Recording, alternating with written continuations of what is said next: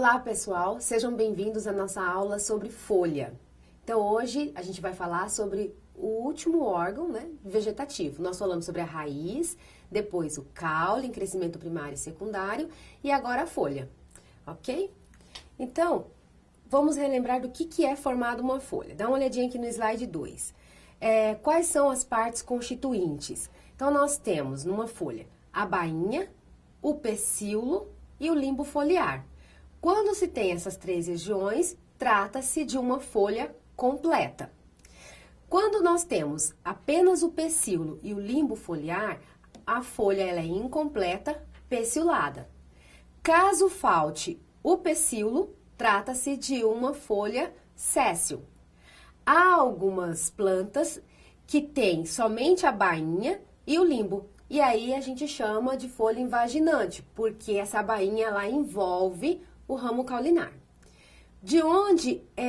Quais são as funções das folhas? Então, reparem que as fotos que eu coloquei aqui, as folhas são verdes. Elas são verdes por conta do pigmento chamado de clorofila. E qual que é a função da clorofila mesmo? Está associada com o processo de fotossíntese. Além disso, nas células epidérmicas, tem os chamados estômatos, que tem a função, então, de fazer o balanço hídrico das plantas e também de favorecer as trocas gasosas. Então, além da folha desempenhar um papel fotossintético, importante papel na fotossíntese, ela ainda faz o balanço hídrico e ainda favorece as trocas gasosas através das estruturas que a gente já estudou, que são os estômatos. Além disso, é claro que a gente usa as folhas para várias finalidades, seja medicinais, cosméticas, enfim, a indústria farmacêutica e medicinal utiliza bastante essa parte da planta. A parte de cima do limbo foliar, nós chamamos, a parte superior, nós chamamos de adaxial. E a face de baixo, nós chamamos de abaxial. Em geral, elas têm uma nervura central que se destaca das demais, que são nervuras secundárias. E aí, os padrões de distribuição dessas nervuras secundárias relacionadas à primária, a essa principal, tem vários padrões. E a gente usa isso como característica taxonômica. Tá? Então, resumindo aqui, no slide, no terceiro aqui, o que é a folha? É um órgão aéreo, tá? Consiste na expansão lateral do caule. Ela é oriunda do caule, a origem dela é caulinar e tem como principais características, como eu disse. Ela tem um formato variado, tem duas faces distintas, tem a nervura principal e as secundárias. Esse padrão vai variar nos diferentes grupos de plantas, em especial se for dico e monocotiledôneas. Há vários, ou não, tricomas na epiderme, podendo ter diferentes padrões também de tricomas, diferentes tipos de tricomas, e as unidades vasculares, que tem a principal ali localizada na nervura principal, e as unidades menores que estão presentes nas nervuras secundárias. Essas nervuras podem estar ou não envolvidas por uma bainha. E essa bainha, diga-se de passagem, pode ou não ter estria de Caspari. Se tiver, pode até chamar de endoderme.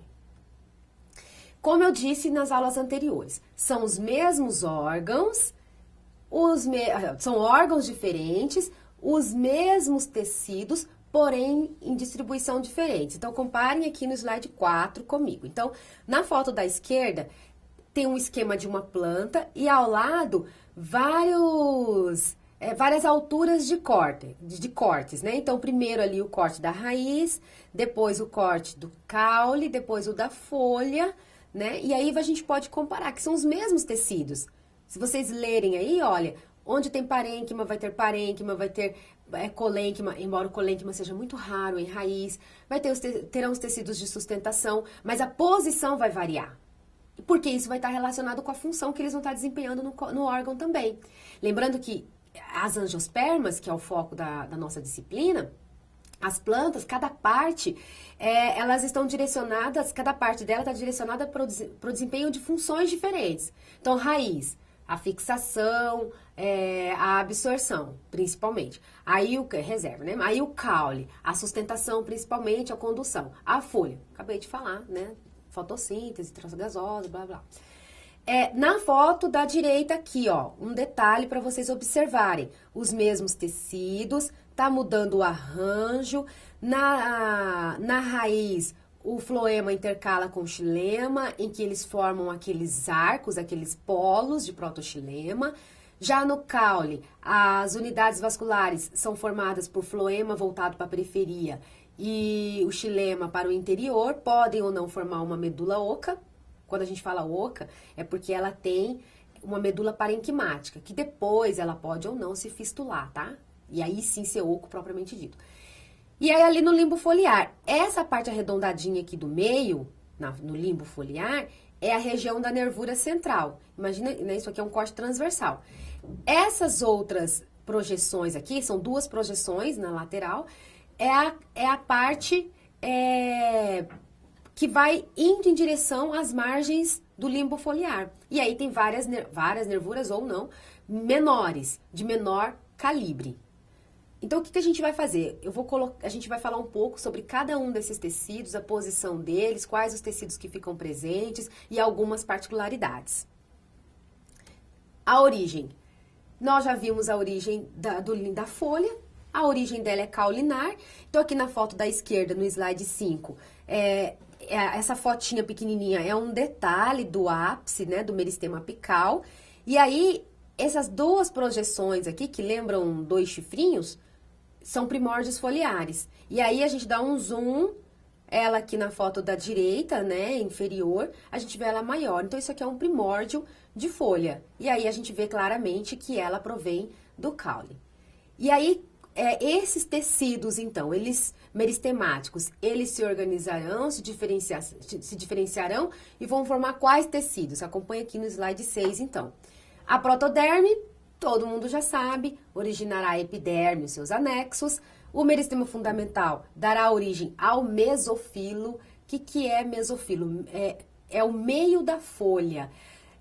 Mas aí, no caso, o meristema fundamental, ele dará origem àqueles mesmos tecidos que a gente falou até então, que é o parênquima, o colênquima e o esclerênquima. Então, os mesmos tecidos que estão presentes nos outros órgãos estarão presentes aqui de novo, e a origem deles é a mesma, que é o meristema fundamental. E o procâmbio? O procâmbio dará origem aos tecidos vasculares, no caso, ao xilema e ao floema. O sistema de revestimento da folha, então. Então, é a epiderme. A epiderme tem os seus anexos. Acompanha aqui no slide 7. Quais são? O que a gente considera como anexo? É tudo aquilo que está relacionado à epiderme. Então, tem os tricomas, os estômatos, tá? Relacionada diretamente com a epiderme. Acima da camada de célula epidérmica, tem a cutícula, que vai variar na espessura, dependendo do tipo da planta, dependendo também das condições ambientais que ela está sujeita, se ela está exposta a maior ou menor intensidade de sol, né, se ela está na sombra ou não. Essa epiderme, ela pode ser uniceriada ou ela pode ser múltipla, ou seja, formada por várias séries de células. E ainda pode ocorrer as células buliformes, que estão relacionadas com o movimento da lâmina foliar. Por isso, alguns autores a consideram como células motoras.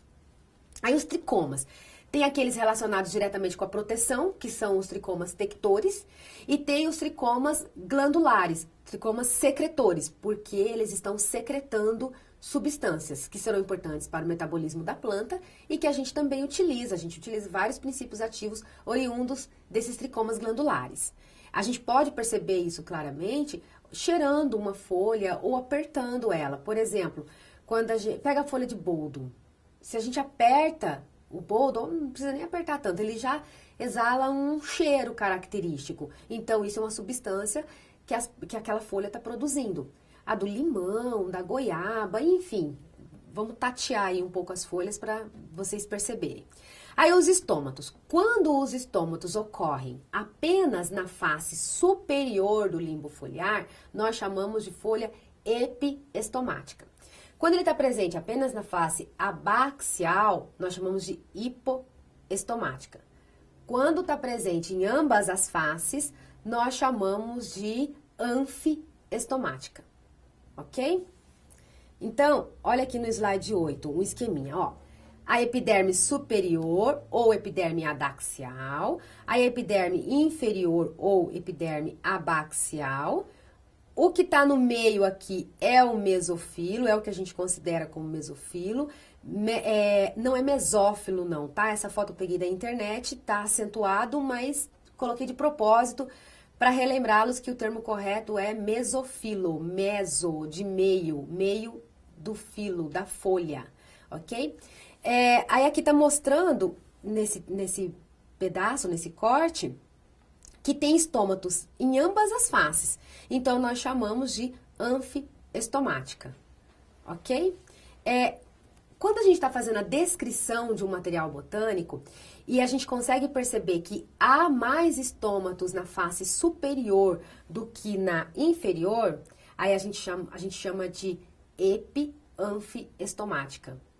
Então, anfiestomática porque a pessoa vai entender que tem estômato nas duas faces. E epi, a gente vai entender que tem maior concentração de estômatos na face superior. Se você encontrar na literatura o termo hipoanfiestomática, significa que tem em ambas as faces, porém na face abaxial está em maior quantidade, ok? E aí a gente, quando está se descrevendo, a gente faz contagem desses estômatos mesmo, num N considerável, né, numa quantidade de plantas considerável, para você garantir se realmente tem mais estômatos em uma das faces, né, e uma tem mais do que na outra.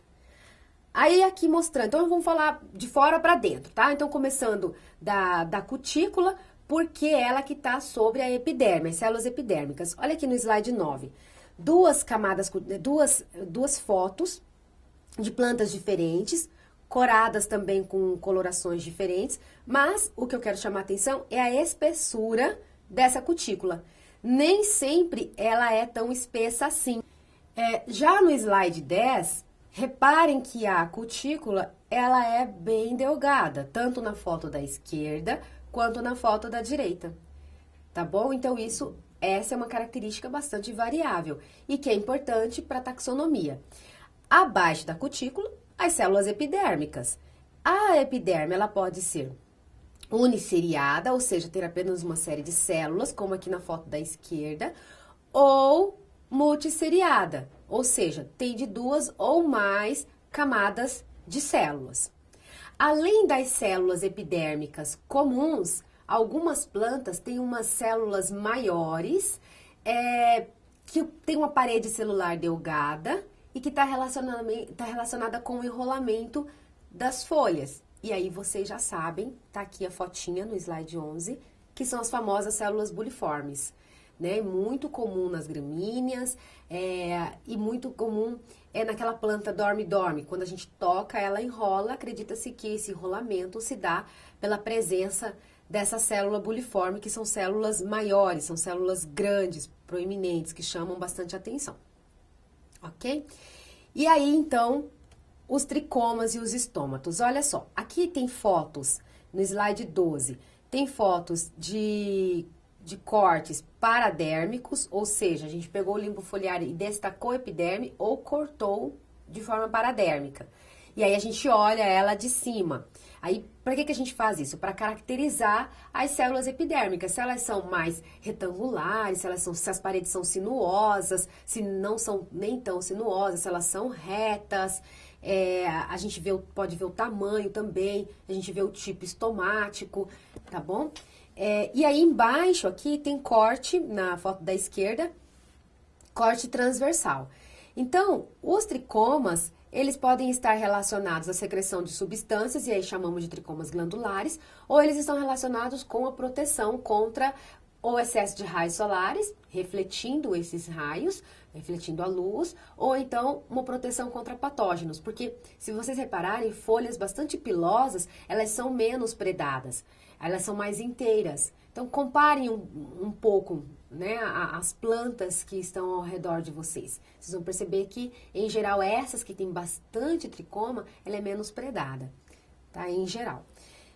E aí, aqui, então, no slide 13, alguns tipos estomáticos, que a gente já estudou quando nós falamos sobre sistema de revestimento. Então, só relembrando, essas células em formato de rim são as células oclusoras. Elas estão relacionadas com a abertura e o fechamento da fenda, do estômio, né? Da abertura propriamente dita do estômago. Aí tem as células anexas aqui, as células ao redor, que nós chamamos também de subsidiárias. O arranjo das células subsidiárias em relação às células oclusoras, elas formam padrões diferentes, e é isso que a gente usa para caracterizar os diferentes tipos de estômatos, tá bom? Então, aqui nessa foto, a gente observa diferentes tipos. Tem o parasítico, porque as células anexas estão paralelas às células oclusoras. Tem o diacítico, porque não está paralelo, mas está perpendicular. O anisocítico, logo embaixo, porque em geral a gente tem uma célula maior e duas de tamanhos aproximados. Essa aqui na esquerda, ao lado do anisocítico, é o ciclocítico, porque as células anexas elas formam como se fosse... elas ficam ao redor, né, da fenda. Aqui embaixo, quando a gente não consegue separar qual que é a anexa e qual que é a subsidiária, então a gente chama de anomocítico. E essa é em formato de halter, que é característica em Poaceae, né, característica em gramíneas, ok? Então, aqui a gente falou então dos estômatos. Olha só um pouquinho da amostra que nós temos dos tricomas no slide 14. Olha, gente, tem tricoma que é unicelular, tem tricoma que tem várias células e são multisseriados, como aqui no desenho, na primeira linha de fotos ali de desenhos. 1, 2, 3, 4, no quinto desenho, dê uma observada. Ele é diferente desse outro aqui, que é do quarto, tá vendo? Ele é multicelular, só que ele tem duas camadas aqui paralelas. Esses que têm essa cabeça, a gente chama de tricoma captado, ele é secretor. E esse aqui é uma célula só, mas pode ter duas células, podem ter várias células, os tricomas podem ter formatos de estrelas, pode ser ramificado ou não. Esses secretores, ele pode ser séssil, quando falta esse cabinho, pedicelo, ou ele pode ser pedicelado, quando ele está presente. Esse pedicelo pode ser formado por uma única célula ou por várias, enfim. O anatomista, ele tem que ser bastante detalhista, porque essas diferenças é que a gente vai usar para apoiar a taxonomia, a sistemática. Ok? Então, isso aqui é apenas uma amostra. Tem vários tipos de tricomas. Como diz uma professora, para atender todo tipo de freguês. Ok? Então, aqui vamos falar agora do mesofilo, no slide 15. Então, a gente está indo de fora para dentro do limbo foliar. O mesofilo, ele começa abaixo da epiderme. Às vezes, pode ter uma hipoderme ou não. Qual que é a diferença num corte transversal de uma epiderme multisseriada e de uma hipoderme? Quando a gente olha sem conhecer o material, não tem como a gente saber. A gente só vai saber se é uma epiderme múltipla, né, multisseriada, ou uma hipoderme, se a gente fizer cortes ontogênicos, para a gente saber a origem. Se a origem for da protoderme, trata-se de uma epiderme multisseriada. Se a origem for do meristema fundamental, trata-se de uma hipoderme. Agora, se você já conhece a planta, já está descrito na literatura, lá vai estar dizendo se é uma hipoderme ou se é uma epiderme múltipla. Mas quando a gente bate o olho pela primeira vez, não dá para saber. A hipoderme nem sempre está presente, tá bom? E abaixo da epiderme ou da hipoderme, aí a gente tem, na região do mesofilo, diferentes tipos de parênquima. Diferentes tipos de parênquimas. Vai variar de acordo com o tipo de planta. Então, aqui eu coloquei os parênquimas que a gente pode encontrar. Palissádico, que é aquele alongado em formato de palissadas. O esponjoso, que são aquelas células que formam bastante espaços entre elas, bastante espaços intercelulares. Há um tempo atrás ele era chamado de lacunoso, mas hoje esse termo não se usa muito porque pode se confundir com as lacunas do aerênquima e não é o objetivo. O parênquima aquífero, porque ele armazena água. O parênquima aerífero, que armazena ar. Ou aerênquima, dois nomes para a mesma coisa. Quando você está observando uma planta e tem mais de um tipo de parênquima, aí a gente fala que esse mesofilo é heterogêneo. Quando a gente tem um tipo só de parênquima, a gente fala que ele é homogêneo. Se ele é homogêneo, é só dizer se é um homogêneo com palissádico ou homogêneo com esponjoso. Agora, quando ele é heterogêneo, aí você tem que ver qual é a posição do palissádico, qual é a posição do esponjoso. E aí a gente classifica em dois grandes grupos. Então, acompanha aqui no slide 15.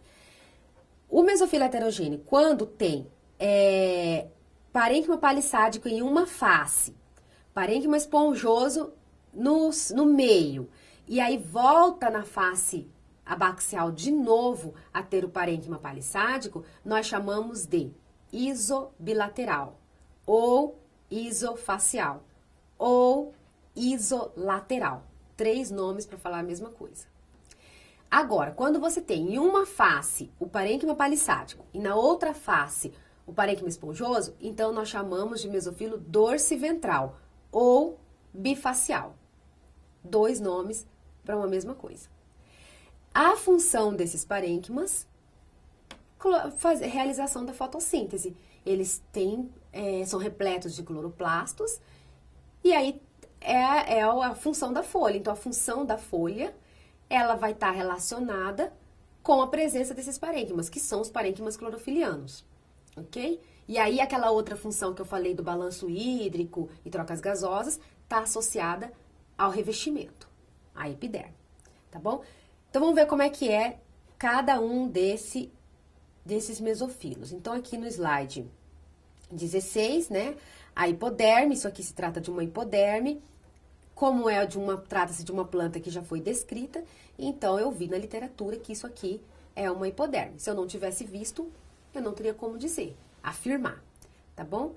Aqui no slide 17, para mostrar então, ó, epiderme unistratificada, tá? E aí aqui o parênquima palissádico em uma face, o parênquima esponjoso na outra face, ok? Aí aqui mostrando a epiderme adaxial, a epiderme abaxial. Reparem que no parênquima esponjoso há muito mais espaços intercelulares do que no parênquima palissádico. Em geral, o parênquima palissádico, as células são mais justapostas mesmo, ok? Então, o palissádico formado de palissada e o esponjoso aqui, tem mais espaços intercelulares. Na foto 24, se vocês repararem, o parênquima ele tem umas reentrâncias. Esse é o parênquima aplicado. E o parênquima aplicado, ele também tem um papel de realização da fotossíntese, ok? Esse aqui, vocês se lembram, a gente viu em aula prática. Aí aqui o mesofilo homogêneo, então. Na foto A, no slide 18, na foto A, é um mesofilo homogêneo somente com parênquima esponjoso.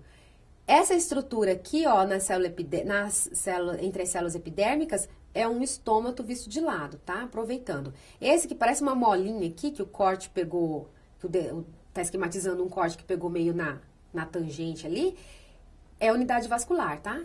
E trata-se de uma célula do xilema, uma célula condutora do xilema. Abaixo é um mesofilo homogêneo, isso aqui é uma planta aquática, e essa aqui é chapéu de couro, tá? Essa que tá na inferior esquerda.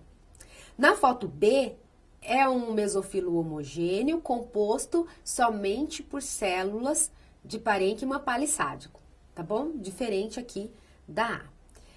Agora, vamos ver esse mesofilo heterogêneo. Olha só, no slide, no 21, comparem aqui, no 19, desculpa. A foto A, tá vendo? O parênquima palissádico em uma face, na face adaxial, o parênquima esponjoso na abaxial. Então, isso aqui a gente chama de mesofilo heterogêneo bifacial, assim que a gente classifica. Na foto B, ele é isolateral, heterogêneo isolateral. Por quê? Porque tem palissádico, aí tem esponjoso, aí volta a ter palissádico.